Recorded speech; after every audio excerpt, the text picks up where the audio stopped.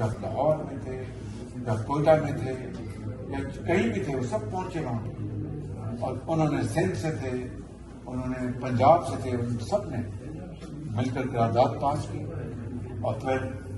14 اگست 1947 7 سال بعد اللہ تعالیٰ نے اپنے بے پایہ فضل و کرم سے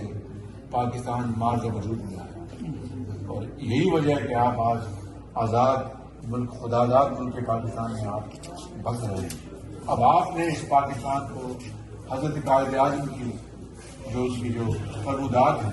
اور جو حضرت علامہ اقبال کے جو ارشادات ہیں، ان کی تعبیر اب آپ کے ہاتھوں میں، اس کی کنجی اب آپ کے ہاتھوں میں۔ ایک خداداد ملک پاکستان ویلفیئر اسٹیٹ، جہاں پر امیر اور غریب کا فرق نہیں ہونا چاہیے، تعلیم سب کا حق ہے،